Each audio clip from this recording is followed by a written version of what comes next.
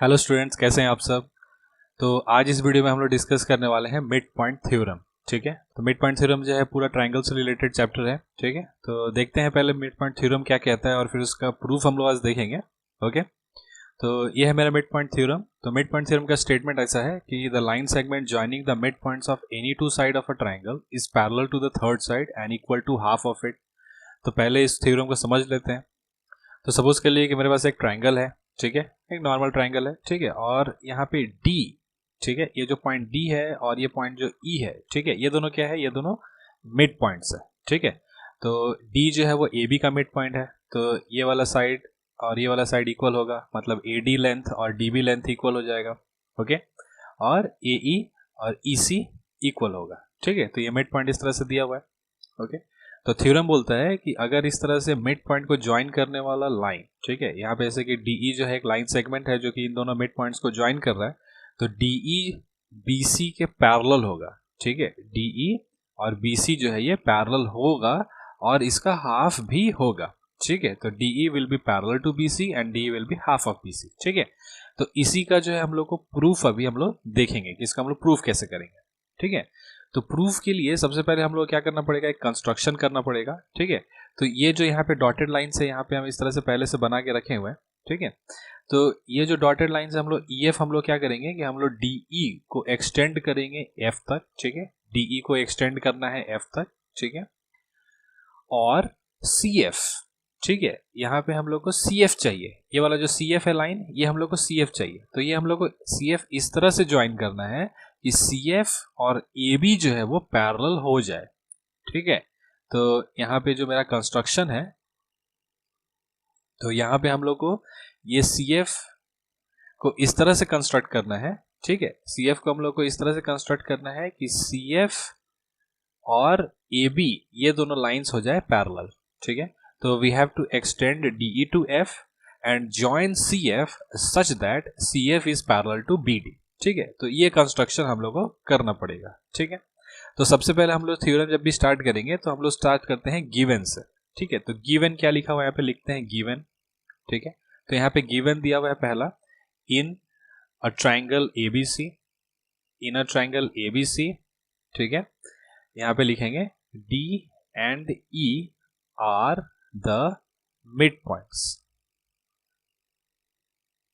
Points of A B and A C. ठीक है, तो ये ए बी और ए सी का मिड पॉइंट दिया हुआ है यहाँ पे डी और ई। ठीक है, तो इसको हम लोग ऐसे भी लिख सकते हैं, अगर डी मिड पॉइंट है तो therefore we can write that A D is equals to D B. A D और डी बी इक्वल हो गया। ठीक है, ये पहला गिवन दिया हुआ है। ठीक है, and A E is equals to E C. ठीक है, तो ये मेरा गिवन दिया हुआ है, ए ई और ई सी क्या है, इक्वल है। ठीक है, तो ये दोनों मेरा गिवन है। ठीक है,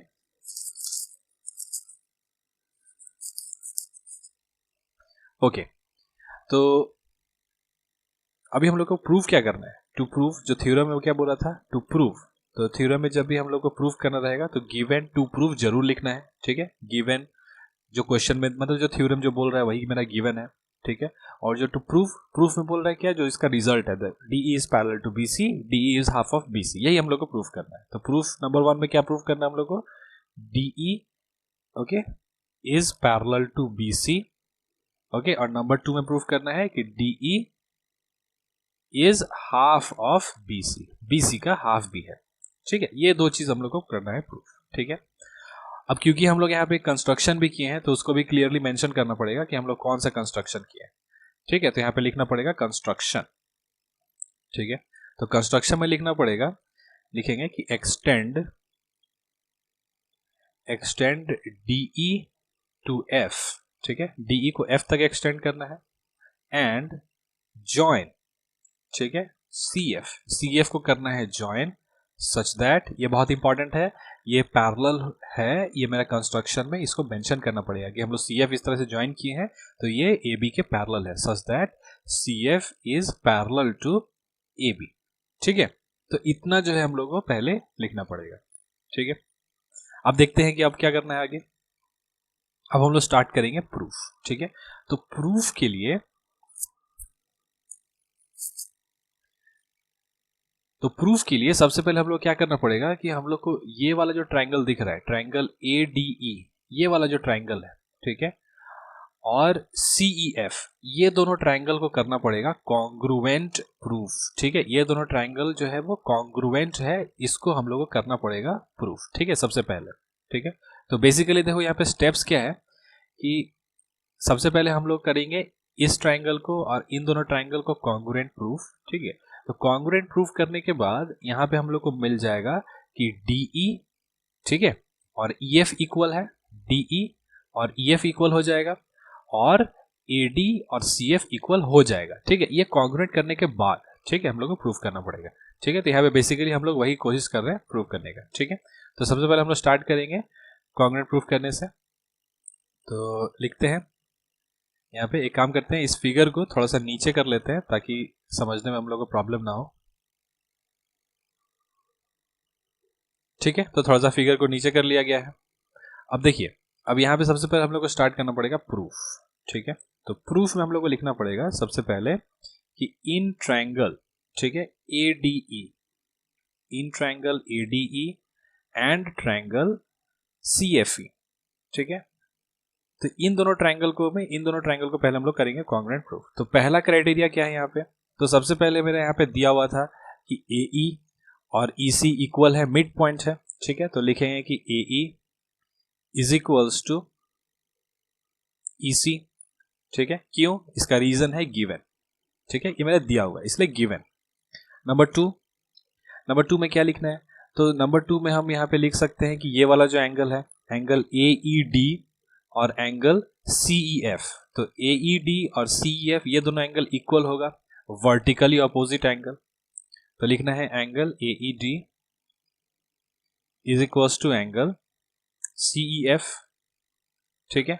रीजन क्या है, वर्टिकली अपोजिट एंगल्स, ठीक है। यहाँ पे थोड़ा शॉर्ट में लिख दिया। और नंबर 3 क्राइटेरिया क्या हो जाएगा कि ये वाला एंगल, ठीक है। अब क्योंकि AB और CF पैरेलल है, तो यहाँ पे देखा जा सकता है कि AB और CF पैरेलल है, तो AC जो है उसके लिए ट्रांसवर्सल हो जाएगा। ट्रांसवर्सल एक ऐसा लाइन होता है जो दो पैरेलल लाइंस को इस तरह से कट करता हुआ निकलेगा, ठीक है।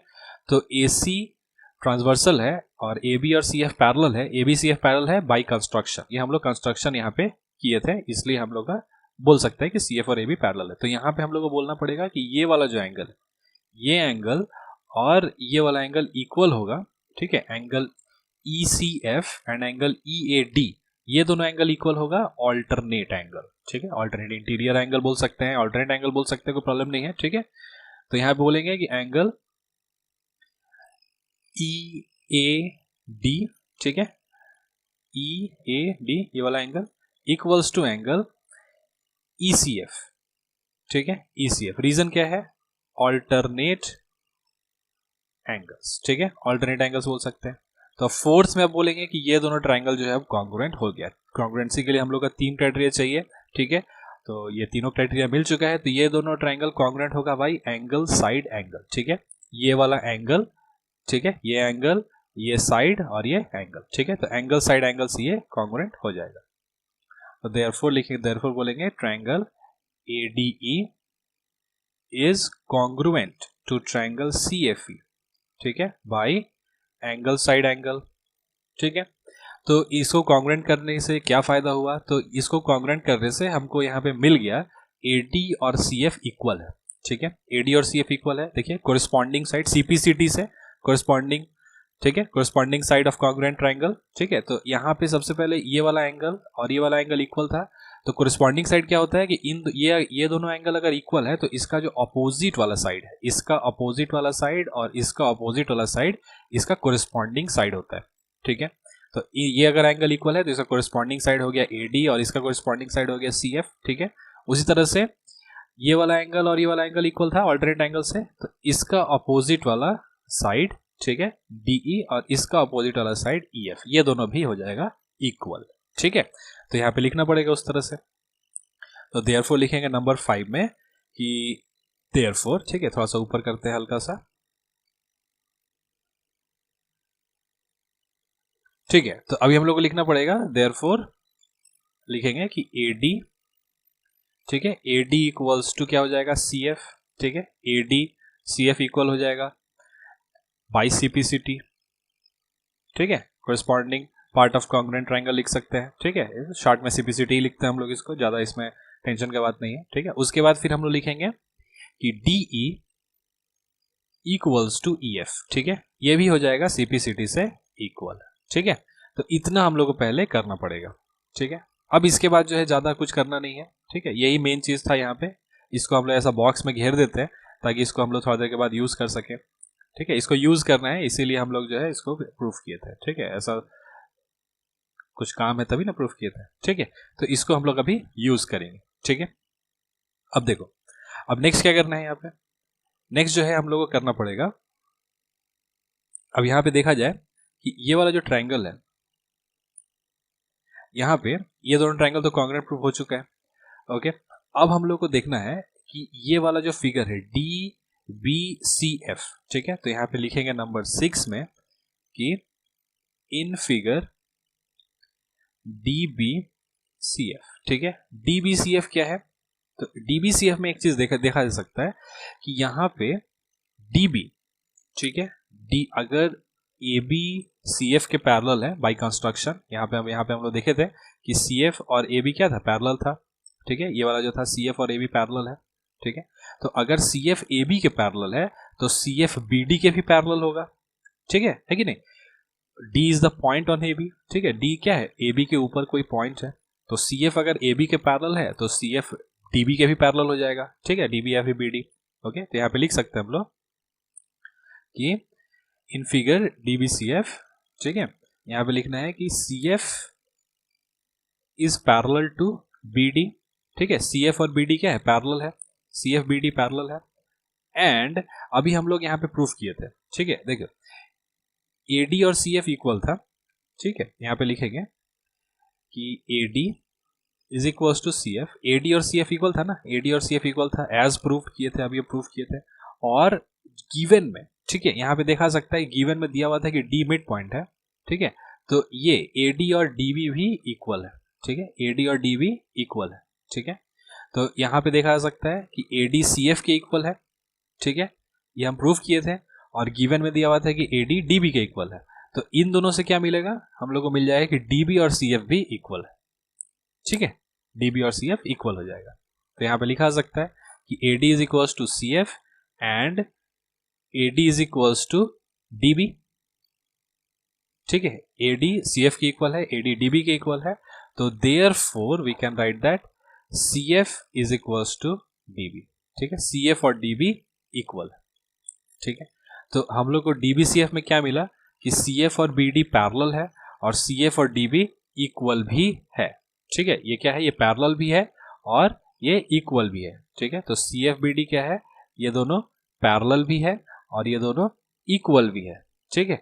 तो ऐसा अगर हो जाए किसी फिगर में अपोजिट साइड, ये अपोजिट साइड है DB और CF, तो अगर कोई दो अपोजिट साइड इक्वल और पैरेलल हो जाए तो क्या होता है, पैरेललोग्राम हो जाता है, ठीक है। तो हम लोग बोल सकते हैं कि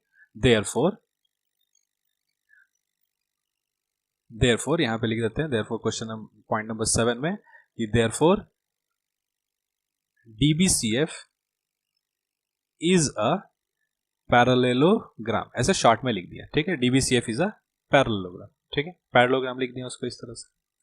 अच्छा, तो अभी मेरा क्या हो गया, DBCF पैरेललोग्राम प्रूव हो गया। तो अगर ये पैरेललोग्राम है, ठीक है, तो अभी मेरा DBCF पैरेललोग्राम प्रूव हो गया। तो अगर मेरा DBCF पैरेललोग्राम है तो उसका बाकी का मतलब जो अदर टू अपोजिट साइड्स वो भी इक्वल और पैरेलल हो जाएगा, ठीक है। तो हम यहाँ पे बोलेंगे therefore DF is parallel to BC and DF is equals to BC, ठीक है। तो देयरफॉर लिखेंगे therefore DF is parallel to BC and DF is equals to BC, ठीक है। लिखेंगे कि in a parallelogram opposite pairs of sides are equal, ठीक है। तो यहाँ पे उसको मेंशन करने का जरूरत नहीं है, ठीक है, मेंशन कर भी सकते हैं, साइड में लिख भी सकते हैं, कोई दिक्कत नहीं है। इतना करने के बाद DBCF पैरेललोग्राम प्रूफ करने के बाद ये चीज़ हम लोग लिख सकते हैं, ठीक है। तो अभी जो है यहाँ पे हम लोग को ऑलमोस्ट प्रूव हो ही गया है। तो देखते हैं एक दो स्टेप और है फिर कर लेते हैं इसको प्रूफ। तो यहाँ पे DF BC के पैरेलल है, ठीक है। तो यहाँ पे क्या प्रूफ कर दिया हम लोग कि ये जो DF है और ये BC ये दोनों पैरेलल हो गया। तो अगर DF BC के पैरेलल है तो DE भी BC के पैरेलल होगा, क्योंकि DE को ही तो एक्सटेंड किया गया था ना F तक, ठीक है। तो DE को हम लोग एक्सटेंड किए थे, इसी को हम लोग आगे बढ़ाए थे F तक। तो अगर DF पैरेलल टू BC है तो DE is parallel to BC, ये भी हम लोग लिख सकते हैं। ठीक है, तो लिखा जाए, लिखेंगे कि 8 में लिखते हैं कि if DF is parallel to BC then DE is parallel to BC। ठीक है, लिखा जा सकता है कि F is a point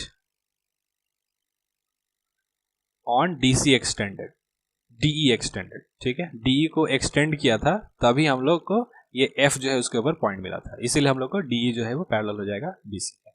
ठीक है, ऑल्सो अभी हम लोग को लिखना पड़ेगा ऑल्सो। अभी तो पैरेलल प्रूफ हो गया, अभी इक्वल्स टू हाफ प्रूफ करना है। तो अभी हम लोग ये वाला यहाँ पे जो हम लिखे हैं, ठीक है, इसको हम लोग को लिखना पड़ेगा। ये वाला, ये जो DF is equals to BC है, इसको यहाँ पे लिखना पड़ेगा। ठीक है, ऑल्सो लिखेंगे कि DF is equals to BC। ठीक है, और एक बार फिगर देखा जाए फिर से, तो DF ये वाला जो साइड है, ठीक है, ये DF और BC इक्वल है। ठीक है, तो DF को हम लिख सकते हैं DE प्लस EF लिखा सकता है।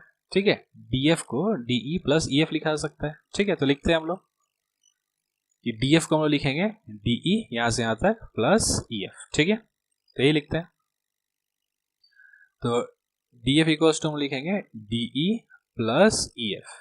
ठीक है, इक्वल्स टू BC। ओके, तो अभी देखते हैं कि यहाँ पे हम लोग प्रूफ कर चुके थे कि DE और EF जो है वो इक्वल था। ठीक है, DE और EF ये इक्वल था, DE and EF were equal, ये DE और EF क्या था, इक्वल था। ठीक है, तो ये जो EF है, ठीक है, इसके जगह में हम DE लिख सकते हैं, EF के जगह में DE लिख सकते हैं, क्योंकि दोनों तो इक्वल है। ठीक है, तो लिखते हैं हम लोग DE प्लस इस EF के जगह में DE लिखेंगे।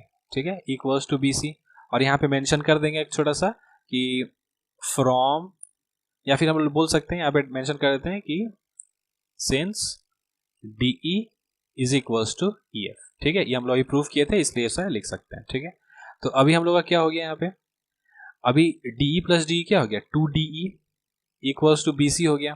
ठीक है, तो अब ये 2 जाके उधर डिवाइड हो जाएगा, तो हाफ BC भी प्रूव हो गया। ठीक है, तो DE is half BC and DE is parallel to BC, ये दोनों चीज हम लोग प्रूफ कर दिए। ठीक है, तो यही है मिड पॉइंट थ्योरम। तो मिड पॉइंट थ्योरम में जब भी हम लोग का क्वेश्चन आता है, ठीक है, तो उसमें हम लोग को थ्योरम पर भी फिर से वापस प्रूव नहीं करना है।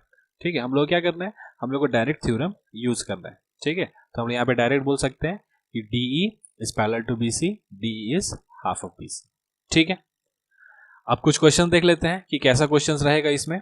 ठीक है, ओके, तो ये है मेरा नेक्स्ट क्वेश्चन। ठीक है, क्वेश्चन में क्या बोल रहा है कि prove that the line joining the mid points of a quadrilateral is a parallelogram. ठीक है, मतलब कि पहले हम लोग क्वाड्रिलेटरल बना लेते हैं। ठीक है, सपोज कर लीजिए कि एक क्वाड्रिलेटरल है ये। ओके, इस तरह से क्वाड्रिलेटरल बना लेते हैं। ठीक है, कोई सा भी क्वाड्रिलेटरल है ये, जस्ट एक एनी क्वाड्रिलेटरल। ओके, तो अभी हम लोग क्या करना है, ये क्वेश्चन में बोल रहा है कि इसका मिड पॉइंट्स, ठीक है, इसका मिड पॉइंट सपोज यहाँ पे इसका मिड पॉइंट, यहाँ पे इसका मिड पॉइंट, यहाँ पे इसका मिड पॉइंट। ठीक है, तो इन मिड पॉइंट को ज्वाइन करने वाला जो साइड, जो मिड पॉइंट को ज्वाइन करने से जो फिगर मिलेगा, ठीक है, वो एक पैरेललोग्राम होगा। ठीक है, तो ये है मेरा फिगर। ठीक है, ABCD ये क्वाड्रिलेटरल है।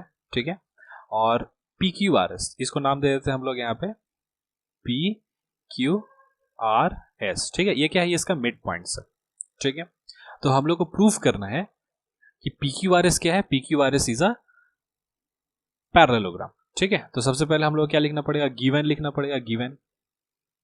ठीक है, तो गिवन में लिखेंगे कि ABCD, देखो यहाँ पे देखने से ABCD अभी लग रहा है कि ये पैरेललोग्राम है, लेकिन इसको एज्यूम नहीं करना है पैरेललोग्राम है। क्वेश्चन में बोला है कि ABCD इज अ क्वाड्रिलेटरल। ठीक है, इट इज अ क्वाड्रिलेटरल, मतलब एनी 4-साइडेड फिगर। ठीक है, it may not be a parallelogram, it may not be square. Okay, it is just a four sided figure. ठीक है, क्वाड्रिलेटरल। ठीक है, तो ABCD इज अ क्वाड्रिलेटरल। ठीक है, ये पहला चीज दिया हुआ है। दूसरा क्या दिया हुआ है कि यहाँ पे PQR and S are the midpoints, of sides AB, BC, CD and DA। ठीक है, AB, BC, CD और DA का मिड पॉइंट्स दिया हुआ है। ठीक है, तो हम लोग क्या प्रूव करना है, to prove that is PQRS, okay, PQRS is a parallelogram, ठीक है, तो शॉर्ट में लिख दिया पैरेललोग्राम, ठीक है, इसको पैरेललोग्राम प्रूफ करना है, ठीक है। तो यहाँ पे हम लोग को करना पड़ेगा एक कंस्ट्रक्शन, ठीक है, एक छोटा सा कंस्ट्रक्शन करना पड़ेगा, ठीक है। कंस्ट्रक्शन क्या करना पड़ेगा, किसी भी एक डायगोनल, ठीक है, यहाँ पे जैसे कि AC डायगोनल या फिर BD डायगोनल, इन दोनों में से किसी भी एक डायगोनल को हम लोग करना पड़ेगा ज्वाइन, ठीक है। तो सपोज हम लोग BD को ज्वाइन करते हैं यहाँ पे इस तरह से, ठीक है, इस तरह से हम लोग सपोज कर लो कि BD को कर देते हैं ज्वाइन, ठीक है, तो BD को एक डायगोनल ज्वाइन कर दिए, ठीक है, तो यहाँ पे लिखना पड़ेगा कंस्ट्रक्शन में दैट इज ज्वाइन BD, ठीक है, एक सेकेंड, ज्वाइन BD, ठीक है, ये BD को कर दिया ज्वाइन, ठीक है। अब देखते हैं इसका प्रूफ में क्या करना है। तो इसका देखो, इसका प्रूफ में, ठीक है, बहुत सिंपल प्रूफ है, डायरेक्ट हम लोग मिड पॉइंट थ्योरम यूज करेंगे, ठीक है। तो यहाँ पे हम लोग को दिख रहा है कि ये ट्राइंगल ABD जो ट्राइंगल फॉर्म हुआ, ठीक है, ये वाला जो ट्राइंगल हम लोग को मिल रहा है, ये वाला ट्राइंगल ABD, ये वाला जो ट्राइंगल मिल रहा है, ये वाला, ठीक है। तो इस ट्राइंगल में क्या हो रहा है, इस ट्राइंगल में मेरा R और Q ये क्या है, मिड पॉइंट्स है, ठीक है, ध्यान से देखा जाए तो इस ट्राइंगल में R और Q क्या है, ये दोनों है मेरा मिड पॉइंट्स, ये और ये दोनों मिड पॉइंट्स है, ठीक है। तो अभी हम लोग मिड पॉइंट थ्योरम में देखे थे कि in a triangle the line segment joining any two mid points of any two side of a triangle is parallel to third side and equals to half of it, ठीक है। तो Q और R क्या है, mid points है, तो इसको अगर हम लोग ज्वाइन करेंगे तो ये BD के पैरेलल होगा और BD का हाफ होगा, ठीक है। तो यहाँ पे उसी को हम लोग यूज करेंगे, ठीक है। तो यहाँ पे लिखते हैं कि in triangle ABD, okay, in triangle ABD, Q and R are the midpoints